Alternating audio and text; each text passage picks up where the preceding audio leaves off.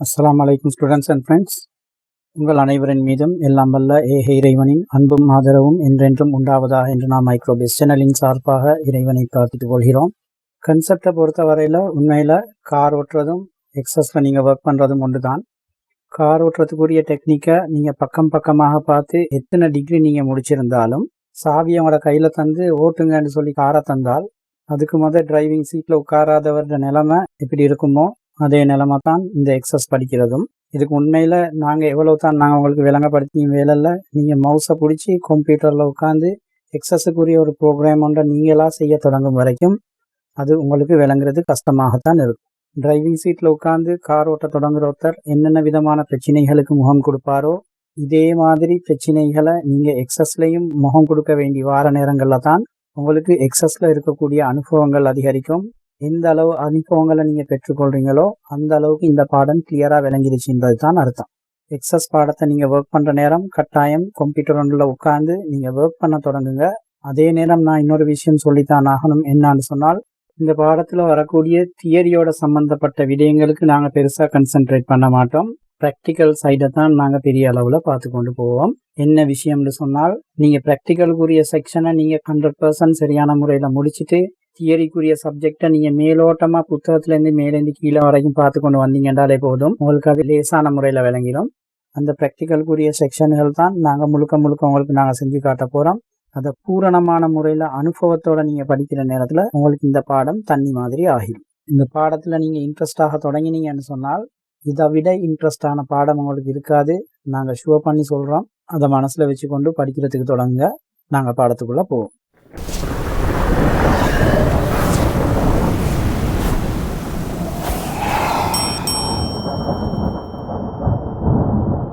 கடைசி கிளாஸில் நாங்கள் எத்தனை விதமான டேட்டா டைப்புகள் இருக்குது, அந்த ஒவ்வொரு டேட்டா டைப்புகளையும் செலக்ட் பண்ணுறதால எங்களுக்கு கிடைக்கக்கூடிய நன்மைகள் என்ன, அதன் மூலம் எவ்வாறு நாங்கள் ஃபீல்டுகளை கிரியேட் பண்ணுறது, அவ்வாறு கிரியேட் பண்ணின ஃபீல்டுகளின் மூலமாக டேபிளுக்குள்ளே நாங்கள் இந்த மாதிரி ரெக்கார்டுகளை என்டர் பண்ணிக்கொள்வது போன்ற விடயங்களை பற்றி பார்த்தோம். இந்த கிளாஸில் அதே டேபிளோட சம்மந்தப்பட்டு தொடர்ச்சியாக வரக்கூடிய இன்னும் சில விடயங்களை பற்றி பார்ப்போம். வசதிக்காக நான் இதில் சில ரெக்கார்டுகளை என்டர் பண்ணி வச்சிருக்கிறேன். இவ்வாறு நான் என்டர் பண்ணி வச்சிருக்கக்கூடிய ரெக்கார்டுகள் எல்லாத்தையும் அந்த சம்பந்தப்பட்ட லைப்ரரியன் அவரோட லைப்ரரிக்குள்ளே என்டர் பண்ணி வச்சிருக்கிறார்னு சொல்லி நாங்கள் எடுத்துக்கொள்வோம். இந்த டேட்டாவெல்லாம் அவர் என்டர் பண்ணினதுக்கு பிறகு பிந்தின காலத்தில் அவரோட கெஷியரில் இருக்கிற ட்ரோயரில் இருக்கிற பணத்தை அவர் செக் பண்ணி பார்க்குற நேரத்தில் 1000 rupees குறையுது. அதாவது இந்த லைப்ரரிக்கு ரெஜிஸ்டர் ஆகிற நேரம் ஒவ்வொரு மாணவனும் குறைஞ்சது 1000 ரூபாய் கட்டுறாங்க. அந்த கட்டுற அமௌண்ட்டை இவரோட கெஷியர் டேபிளில் இருக்கக்கூடிய ட்ரோயரில் இவர் போட்டு வைக்கிறாரு. அந்த அமௌண்ட்டை எண்ணி பார்த்துட்டு கம்ப்யூட்டரில் செக் பண்ணுற நேரத்தில் கம்ப்யூட்டரில் காட்டுற அமௌண்ட்டை விட அவரோட கெஷியர் டேபிளில் 1000 ரூபாய் குறையுது. இதுக்கு என்ன காரணம்னு சொல்லி இவர் தலையை பிச்சு கொண்டிருக்கிற நேரத்தில் டேபிள்களை செக் பண்ணி பார்த்துட்டு போனால் ஒரு இடத்துல இவர் ஒரே மாணவன் டீட்டெயில்ஸை 2 முறை என்டர் பண்ணிக்கிறார். அதாவது அந்த குறித்த ரெக்கார்ட் ஒரு முறை டூப்ளிகேட் ஆகி இருக்குது. இது ஒரு பெரிய மிஸ்டேக். உண்மையை சொல்ல போனால் இது லைப்ரரிஸை 2 முறை என்டர் பண்ணினதால வந்த மிஸ்டேக் இல்லை, உண்மையில இது நாங்கள் விட்ட மிஸ்டேக்.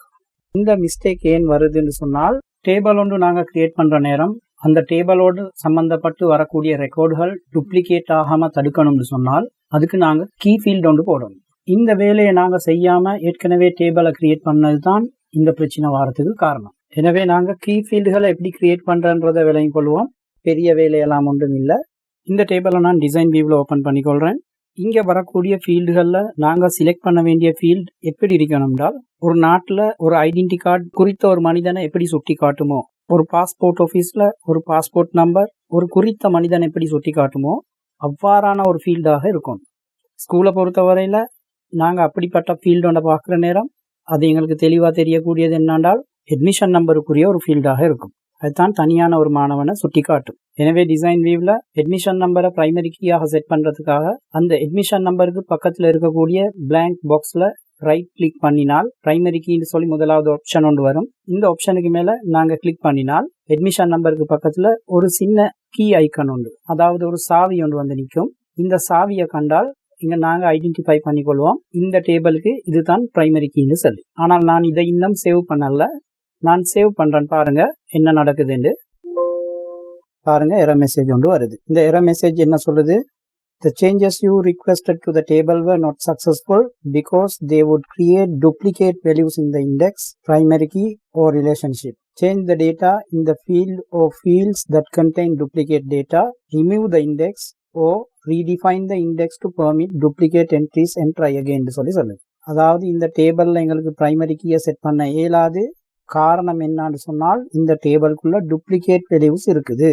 டூப்ளிகேட் வேல்யூஸ் இருந்தால் ஒன்று நீங்கள் இந்த பிரைமரி கீ இல்லாமல் அந்த டூப்ளிகேட் வேல்யூஸை பாவீங்க, அல்லது அந்த டூப்ளிகேட் வேல்யூஸை அழிச்சிட்டு வந்து பிரைமரி கீயை பாவீங்கன்னு சொல்லி சொல்லுது. அப்போ இந்த பிரைமரி கீக்குரிய வேல்யூ என்னன்றது இப்போ உங்களுக்கு விளங்கக்கூடியதாக இருக்கும். இது டேபிளுக்குரிய மிகப்பெரிய ஒரு ப்ரொடெக்ஷன் உண்டாக இருக்கும். ஸோ ஒரு டேபிளுக்குள்ளே இருந்து பிரைமரி கீயை நாங்கள் எப்படி ரிமூவ் பண்ணுறதுன்றதையும் பார்த்துருவோம். நான் திரும்ப இதே டேபிளுக்குள்ள டிசைன் வியூக்குள்ளே போகிறேன். அந்த ஃபீல்டுக்கு பக்கத்தில் இருக்கிற அந்த சாவி ஐக்கனுக்கு மேலே ரைட் கிளிக் பண்ணுறேன். திரும்ப நான் பிரைமரி கீயவே செலக்ட் பண்ணுறேன். பாருங்கள், இப்போ ஃபீல்டுக்கு பக்கத்தில் இருந்த அந்த கீ ஐக்கான் இல்லாமல் போயிடுச்சு. இப்போ நாங்கள் பிரைமரி கீயை ரிமூவ் பண்ணிட்டோம். திரும்ப நான் டேபிளுக்குள்ளே டபுள் கிளிக் பண்ணி டேபிளுக்குள்ளே போகிறேன். அந்த டேபிளுக்குள்ளே இருக்கிற டூப்ளிகேட் ரெக்கார்டு என்னன்றது எங்களுக்கு தெரியும். நான் அந்த கமால்னு சொல்லக்கூடிய ரெக்கார்டை நான் திரும்ப அழிக்கிறேன், சேவ் பண்ணுறேன். சேவ் பண்ணிவிட்டு திரும்ப டேபிளுக்குரிய டிசைன் வியூக்குள்ளே வரேன். இப்போ ரைட் கிளிக் பண்ணி அட்மிஷன் நம்பருக்குரிய ஃபீல்டில் பிரைமரி கீயை செலக்ட் பண்ணுறேன், டேபிளை சேவ் பண்ணுறேன். இப்போ சக்ஸஸ்ஃபுல்லாக டேபிள் சேவ் ஆகிருச்சு. திரும்ப நான் டபுள் கிளிக் பண்ணி உள்ளுக்கு போகிறேன். எந்த விதமான பிரச்சனையும் இல்லை. இப்போ நாங்கள் சரியான முறையில் இந்த டேபிளை க்ரியேட் பண்ணிட்டோம். லைப்ரரி என்ற கையில் இருக்கக்கூடிய ஸ்டூடெண்ட் ரெஜிஸ்ட்ரேஷனுக்குரிய டேபிளை சக்ஸஸான முறையில் நாங்கள் க்ரியேட் பண்ணி முடிச்சிட்டோம். ஆனால் லைப்ரரி என்ற கையில் இது மட்டும் இல்லை, இன்னும் 2 புக் இருக்கும். அதில் முதலாவது லைப்ரரியில் இருக்கக்கூடிய புத்தகங்களோட டீட்டெயில்ஸ் எல்லாத்தையும் பதிஞ்சு வச்சிருக்கக்கூடிய புக்ஸோட சம்மந்தப்பட்ட ஒரு ரெஜிஸ்டர் புக் இருக்கும். அடுத்தது ஸ்டூடெண்ட்ஸ் என்னென்ன புக்ஸை கொண்டு போகிறாங்க, எப்போ ரிட்டர்ன் பண்ணுறாங்கன்னு பார்க்குறதுக்குரிய ஒரு ரெக்கார்ட் புக் கொண்டு இருக்கும். இந்த 2 புக்கையும் நாங்கள் டேபிளாக க்ரியேட் பண்ணிக்கொள்ளணும். ஸோ அடுத்த ஸ்டெப்பாக புக்ஸ் டேபிளை நாங்கள் க்ரியேட் பண்ணுவோம். நான் க்ரியேட்ன்ற மெனுக்குள்ளே போய் அதில் வரக்கூடிய டேபிள்ன்ற ஐக்கனை செலக்ட் பண்ணுறேன். இப்போ எங்களுக்கு டேபிள் 1ன்ற பேரில் ஸ்டூடெண்ட் ரெஜிஸ்ட்ரேஷன்ற எங்களோட டேபிளுக்கு கீழே ஒரு ஐக்கன் ஒன்று வந்து நிற்கிது. இதில் எங்களுக்கு டேபிள் எப்படி க்ரியேட் பண்ணுறன்றது தெரியும். நாங்கள் ஏற்கனவே க்ரியேட் பண்ண மாதிரி இந்த டேபிளுக்கு மேலே நாங்கள் ரைட் கிளிக் பண்ணுறோம், டிசைன் வியூன்றதை செலக்ட் பண்ணுறோம், சேவ் பண்ண சொல்லி கேட்குது. நான் டேபிள் நேமாக புக்ஸ் டீட்டெயில்னு சொல்லி டைப் பண்ணுறேன், ஓகே பண்ணுறோம். டிசைன் வியூக்குள்ளே போயிட்டோம். இப்போ நாங்கள் லைப்ரரியன்ற கையில் இருக்கக்கூடிய புக்ஸில் ஒரு தாளை நாங்கள் ஒரு ஃபோட்டோ ஒன்று எடுத்தால் அது கிட்டத்தட்ட இது மாதிரி ஒரு டேபிள் ஒன்று தான் இருக்கும். நாங்கள் இந்த டேபிளில் வரக்கூடிய ஃபீல்ட்ஸுகளை நாங்கள் டிசைன் பண்ணுவோம். இந்த டேபிளை பார்க்குற நேரமே இப்போ உங்களுக்கு விளங்கணும். இதில் ப்ரைமரி கீயாக நாங்கள் செலக்ட் பண்ண போகிறது என்னென்றால் புக் நம்பராக இருக்கும். அதுதான் டூப்ளிகேட் ஆகாது. எனவே முதலாவது ஃபீல்ட் புக் நம்பர்னு நான் சொல்கிறேன், அதோட டேட்டா டைப் நம்பர்னு கொடுக்குறேன். ரெண்டாவது ஃபீல்டில் புக் டைட்டில்னு கொடுக்குறோம், அதாவது புத்தகத்தில் பேர் என்னன்றது. இதுக்குரிய டேட்டா டைப்பை ஷார்ட் டெக்ஸ்ட்னு கொடுக்குறோம். அடுத்தது இந்த புக்கை எழுதினவரோட பேர், ஆத்தர்ஸ் நேமை ஃபீல்டாக கொடுக்குறோம். அதுவும் ஒரு பேராக தான் வரப்போகுது, 250 லெட்டருக்கு கீழே தான் வரப்போகுது. இதையும் நான் ஷார்ட் டெக்ஸ்ட்னு சொல்லி கொடுக்குறேன். அடுத்த ஃபீல்ட் புக் ப்ரைஸ் இருக்குது. உங்களுக்கு தெரியும், ப்ரைஸ்னு வரக்கூடியது எல்லாமே கரன்சின்ற டேட்டா டைப்புக்கு கீழே வரும். இதுக்கு நான் கரன்சின்றதை செலக்ட் பண்ணிக்கொள்கிறேன். கடைசியாக நம்பர் ஆஃப் புக்ஸ்னு சொல்லி ஒரு ஃபீல்டு ஒன்று இருக்குது. இதுக்கு நான் நம்பர்னு கொடுக்குறேன். இதில் ஒரு சின்ன பிரச்சனை உண்டு ஸ்டூடெண்ட்ஸ். அதாவது லைப்ரரியில் ஒரே புத்தகத்தில் பல பிரதிகளை வாங்குகிற நேரங்களில் 5 புக்ஸ் இருந்தால் 5 புக்ஸுக்கும் 5 நம்பர் கொடுங்க. 5 புக்ஸுக்கும் நீங்கள் ஒரே நம்பர் கொடுத்தீங்கன்னு சொன்னால் உண்மையில் ப்ராக்டிக்கல் பிரச்சனைகள் சிலதுகள் வரும். உதாரணத்துக்கு இந்த புத்தகங்களில் ஏதாலும் யாராலும் ஒரு புக்கை கிழிச்சிட்டு வந்துட்டாருன்னு சொன்னால் இந்த புக்கை தனியாக பதிகிறதுக்குரிய யூனிக்கான எந்த விதமான ஐடியாவும் உங்களுக்கு இருக்காது. ஒரே புத்தகமாய்க்கும் ஒரே கவராய்க்கும் ஒரே ஓத்தர் எழுதியிருப்பாங்க. இந்த புத்தகம் தான் கிழிக்கப்பட்டதுன்ற ரெஃபரன்ஸ் உங்களுக்கு ஒரு கொப்பியில் கூட எழுதலாமல் இருக்கும்.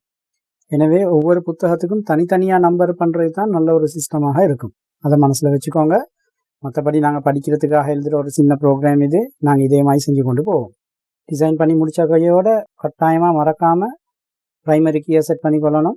புக் நம்பர் இருக்கிற இடத்துல கோனருக்கு போய் ரைட் கிளிக் பண்ணி ப்ரைமரி கீன்னு சொல்லி கொடுத்துட்றோம். கீ ஐக்கான் வந்துருச்சு, ப்ரைமரி கீ செட் ஆகிருச்சு. ஓகே, நாங்கள் டேபிளை டிசைன் பண்ணிட்டோம். இப்போ இதே டேபிளுக்கு மேலே டபுள் கிளிக் பண்ணுற நேரம் சேவ் பண்ணுறதுக்கு கேட்குது. நாங்கள் சேவ் பண்ணிக்கொள்வோம். டேபிளுக்குள்ளே நுழைஞ்சி நாங்கள் டேட்டாவை என்டர் பண்ண தொடங்குகிறோம். டேட்டா என்டர் பண்ணுறது இப்போ உங்களுக்கு நல்லாவே தெரியும். எனவே டைமை வேஸ்ட் பண்ண விரும்பல. உங்களோட புத்தகத்தில் இருக்கக்கூடிய டீட்டெயில்ஸ் எல்லாத்தையும் நான் டேட்டாவாக என்டர் பண்ணிட்டேன். நான் டேட்டா என்டர் பண்ணிக்கிற இந்த டேபிளை கொஞ்சம் பாருங்கள். இதில் நாங்கள் கன்ஃபார்ம் பண்ணிக்கொள்ள வேண்டிய இன்னும் சில விஷயங்கள் இருக்குது. இதில் டைட்டிலுக்கு கீழே நாங்கள் நிரப்பிக்கிற டேட்டாக்களில் கம்ப்யூட்டர் ஸ்டடின்ற புக்கை சுரனிமலா பஸ்நாயக்கன்றவங்களும் எழுதிக்கிறாங்க, முகமது நியாஸ்னு சொல்லியும் எழுதிக்கிறாங்க. டைட்டிலில் 2 இடத்துல கம்ப்யூட்டர் ஸ்டடீஸ்னு சொல்லி வருது, டூப்ளிகேட் ஆகிக்குது. அது எங்களுக்கு பிரச்சனை இல்லை. அதே மாதிரி நாங்கள் ஓத்தர்ஸ் நேம்குள்ளே போய் பார்த்தோம்னு சொன்னால் இதில் ராஜ் சுதாகரன் சொல்கிறவர் தமிழ் லாங்குவேஜ் லேர்னிங்கையும் எழுதிக்கிறாரு, சிங்கள தமிழ் டிக்ஷனரின்ற புக்கையும் எழுதிக்கிறாரு. ஒரே ஒருத்தர் 2 விதமான புக்குகள் எழுதிக்கிறாங்க. இது சர்வசாதாரணமாக நடக்கக்கூடிய ஒரு விஷயம். அவரோட பேர் டூப்ளிகேட் ஆகிக்குது, அதுவும் எங்களுக்கு பிரச்சனை இல்லை. இதே மாதிரி பாருங்க, ப்ரைஸ் ஆஃப் புக் கொலம்புக்கு கீழேயும் 225 ரூபாய்க்கு வாங்கின புக், எஸ்ஏ ரைட்டிங் புக்கும் 225 ரூபா, தமிழ் லாங்குவேஜ் லேர்னிங்கிறதும் 225 ரூபா. 225 சொல்லக்கூடிய ப்ரைஸ் 2 இடத்துல டூப்ளிகேட் ஆகிக்குது, அதுவும் எங்களுக்கு பிரச்சனை இல்லை. கடைசியாக நாங்கள் நம்பர் ஆஃப் புக்ஸை பற்றி பார்த்தோம்னு சொன்னாலும் இதில் எஜுகேஷன் சைக்காலஜின்ற புக்கு 6 காப்பீஸ் இருக்குது. அதே மாதிரி சிங்கள தமிழ் டிக்ஷனரின்ற புக்கும் 6 காப்பீஸ் இருக்குது. இதில் நம்பர் ஆஃப் புக்ஸ்ன்னு சொல்லக்கூடிய குளத்துலையும் கூட 2 டூப்ளிகேட்ஸ் இருக்குது. இதுவும் எங்களுக்கு பிரச்சனை இல்லை. ஆனால் எங்களுக்கு பிரச்சனையாகக்கூடிய இடம் என்னன்னு சொன்னால், இந்த புக் நம்பர்ன்றது 2 இடத்துல வரும்னு சொன்னால் அதுதான் பிரச்சனை. ஆனால் அந்த பிரச்சனை வராத மாதிரி நாங்கள் ஒரு தடையை போட்டுட்டோம், ப்ரைமரி கீயாக செட் பண்ணிட்டோம். அதாவது கீ ஃபீல்டாக இந்த புக் நம்பர்ன்றதை நாங்கள் பாவிக்கிறதால டேட்டாபேஸ் டூப்ளிகேட்ஸ் அனுமதிக்காது, அந்த ஃபீல்டுக்கு மட்டும். இதை நல்லா விளங்கி வச்சுக்கோங்க. இதுதான் இந்த டேபிளில் நீங்கள் விளங்க வேண்டிய முக்கியமான விஷயமாகவும் இருக்கும். சரி, அப்போ நாங்கள் 2வது புக்கையும் நாங்கள் க்ரியேட் பண்ணிட்டோம். 3வது புக் எழுதுகிற நேரங்களில் அதில் நாங்கள் தெரிஞ்சு கொள்ள வேண்டிய நிறைய விஷயங்கள் இருக்குது. சாம்பிள் டேபிள் உண்டு, அவரோட கொப்பிலிருந்து நாங்கள் ஒரு ஃபோட்டோ ஒன்று எடுத்ததை தான் நாங்கள் உங்களுக்கு காட்டுறோம். இதில் லைப்ரரியன் மாணவன்ட கையில் புத்தகத்தை கொடுக்குற நேரம் மாணவன்ட பெயரையும் புத்தகத்தோட பெயரையும் புத்தகத்தை டெலிவர் பண்ணின டேட்டையும் ரிட்டர்ன் பண்ண வேண்டிய டேட்டையும் எழுதுகிறாரு. இது 4 விஷயத்தையும் எழுதிட்டு அந்த புத்தகத்தை மாணவன்ட கையில் கொடுத்து அனுப்புகிறாருன்னு வச்சுக்கொள்வோம். இந்த டேபிளில் நல்லா பாருங்கள் ஸ்டூடெண்ட்ஸ், நான் உங்கள்கிட்ட ஒரு கேள்வி ஒன்று கேட்குறேன். இந்த டேபிளில் இருக்கக்கூடிய யூனிக்கான ஃபீல்டு எது? அதாவது ப்ரைமரி கீயாக நாங்கள் இந்த ஃபீல்டை செலக்ட் பண்ணலாம். இந்த கேள்விக்கு பதிலை தேடுறதுக்காக நாங்கள் ஸ்டூடெண்ட் நேம்க்குரிய ஃபீல்டை நாங்கள் செக் பண்ணி பார்த்தோம்னு சொன்னால் அதில் ஒரே மாணவன்ட பேர் பலமுறை ரிப்பீட் ஆகுது. என்ன காரணம்? ஒரு மாணவன் வேறு வேறு நாட்களில் பல புத்தகங்கள் எடுத்து வாசிக்கிறான். அவன் புத்தகத்தை எடுக்கிற ஒவ்வொரு நேரத்திலையும் அவனோட பேரை பதியத்தான் வேணும். எனவே ஸ்டூடெண்ட் நேம் ஃபீல்டுக்கு கீழே ஒரே மாணவன்ட பேர் பலமுறை ரிப்பீட் ஆக போகுது. அதனால் ஸ்டூடெண்ட் நேமுக்குரிய ஃபீல்டில் எங்களுக்கு ப்ரைமரி கீயாக எடுக்க இயலாது. அந்த மாணவன்ட பேருக்கு பதிலாக நாங்கள் அட்மிஷன் நம்பரை போட்டாலும் கூட அடுத்தடுத்த நாளைக்கு அவர் புக் எடுக்கிற நேரத்தில் அவரோட அட்மிஷன் நம்பரை நாங்கள் பதியத்தான் போகிறோம். ஸோ எங்களுக்கு அந்த ஃபீல்டையும் எங்களுக்கு ப்ரைமரி கீயாக எடுக்க இயலாது. அதே மாதிரி நாங்கள் புக் நேம் எடுத்தாலும் புக் நேமையும் எங்களுக்கு ப்ரைமரி கீயாக போட இயலாது. என்ன ரீசன்? அந்த புக் மாணவன் ரிட்டர்ன் பண்ண உடனே இன்னொரு மாணவன் அந்த புக் எடுத்துகிட்டு போக போகிறான், திரும்ப அதே புக்கோட பேர் பதியப்பட போகுது, அதையும் ப்ரைமரி கீயாக எடுக்க இயலாது. டெலிவரி டேட் எங்களுக்கு ப்ரைமரி கீயாக எடுக்க இயலுமான்னு பார்த்தால் நூற்றுக்கணக்கான மாணவர்கள் ஒரே நாளில் பல புத்தகங்கள் எடுத்துகிட்டு வராங்க.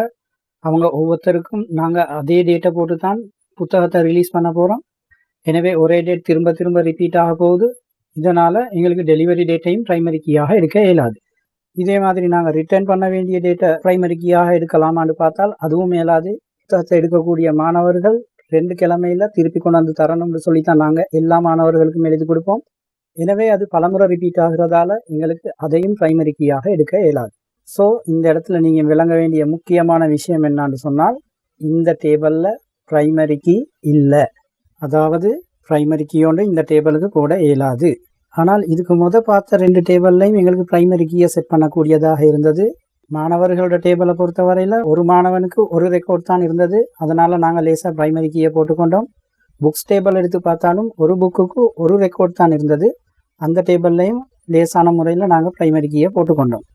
ஆனால் இந்த டேபிள் அப்படிப்பட்ட டேபிள் ஒன்று இல்லை. இந்த டேபிளில் எல்லா ஃபீல்டுமே ரிப்பீட் ஆகிக்கொண்டே இருக்குது. இந்த டேபிளுக்கு ப்ரைமரி கீயை செட் பண்ண இயலாது. ஆனால் இந்த டேபிளில் டேட்டா அனலைசிஸ் செய்ய வேண்டி வந்தால், டேட்டா அனலைசிஸ்ன்னு சொல்கிற நேரம், ஒரு உதாரணத்துக்கு ஒரு மாணவன் என்னென்ன டேட்டில் என்னென்ன புத்தகங்களை எடுத்திருக்கிறான், அந்த எடுத்த புத்தகங்களை எப்போ அவன் ரிட்டர்ன் பண்ணிக்கிறான்னு சொல்லி ஒரு ஃபுல் டேட்டா ரிப்போர்ட் ஒன்று எங்களுக்கு தேவைப்படுதுன்னு வச்சுக்கொள்வோம்.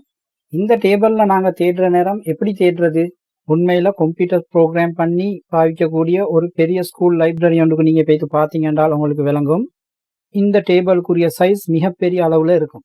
விடுமுறை தினங்கள் எல்லாம் போக ஒரு ஸ்கூல் லைப்ரரி ஒரு வருடத்துக்கு 200 நாள் திறந்து வச்சிக்கப்பட்டு இருக்குது என்று நாங்கள் எடுத்துக்கொண்டால், ஒரு நாளைக்கு அந்த லைப்ரரியிலிருந்து 200 புத்தகங்களை மாணவர்கள் எடுத்துகிட்டு போகிறாங்கன்னு நாங்கள் வச்சுக்கொள்வோம். அப்படி பார்த்தோம்னு சொன்னால் அந்த லைப்ரரியில ஒரு வருஷத்துக்கு கிட்டத்தட்ட 40,000 ரெக்கார்ட் சென்டர் ஆகும். அதையே நாங்க 5 வருஷத்துக்கு பார்த்தோம்னு சொன்னால் கிட்டத்தட்ட 2 லட்சம் ரெக்கார்ட்ஸ் இருக்கும். அந்த 2 லட்சம் ரெக்கார்ட்ஸ்ல ஒரு மாணவன் டீட்டெயில்ஸை நாங்க தேடுறதுக்கு புறப்பட்டோம்னு சொன்னால் அதோட சம்பந்தப்பட்ட லைப்ரரியனுக்கு நிச்சயமா ஒரு ஹார்ட் அட்டாக் கொண்டு வரும்.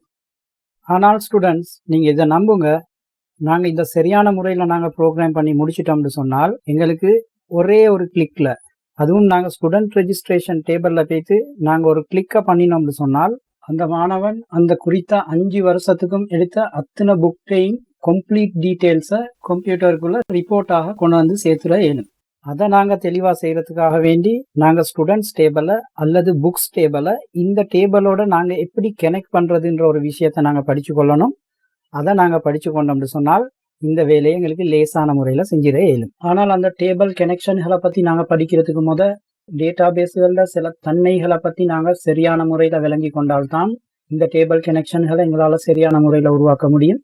அவ்வாறு நாங்கள் கனெக்ஷனை உருவாக்குறதுக்காக சில டேபிள்களோட தன்மைகளை நாங்கள் சரியான முறையில் விளங்கி கொண்டால், அதாவது இந்த டேபிளை உருவாக்குற நேரத்தில் மாணவர்களோட பெயரை பாவிக்கிறதா, அட்மிஷன் நம்பரை பாவிக்கிறதா, அல்லது புத்தகங்களோட பெயரை பாவிக்கிறதா, அல்லது புத்தகத்துக்குரிய நம்பரை பாவிக்கிறதா, எதை பாவிச்சால் லாபம், எதை பாவிச்சால் நாங்கள் நஷ்டம் அடைவோம், கஷ்டப்படுவோம், இந்த மாதிரி விஷயங்களை நாங்கள் வார கிளாஸ்ல பார்ப்போம். அதை பார்த்துட்டு நாங்கள் டிரெக்டாக கனெக்ஷன்களை எப்படி உருவாக்குறன்ற செக்ஷனுக்கு போய்த்துருவோம். கனெக்ஷனை உருவாக்குறது ஒன்றும் பெரிய கஷ்டமான வேலை ஒன்று இல்லை. அது ஒரு மேஜிக் மாதிரி லேசாக செய்யக்கூடிய ஒரு விஷயம். ஆனால் அதை செய்யறதுக்கு உங்களுக்கு சரியான ஒரு நாலேஜ் ஒன்று வேணும். அந்த நாலேஜை நாங்கள் எப்படி பெற்றுக்கொள்றோன்ற விடயங்களை வார கிளாஸ்ல பார்ப்போம். என்றால் நேரம் மிச்சம் கடந்து போய்த்திருச்சு. நான் இன்றைய பாடத்தை இதோட நான் முடிக்கிறேன். அடுத்த கிளாஸ்ல நாங்கள் சந்திப்போம். அது வரைக்கும் அஸ்ஸலாமு அலைக்கும் வரஹ்மத்துல்லாஹி வபரகாத்துஹு.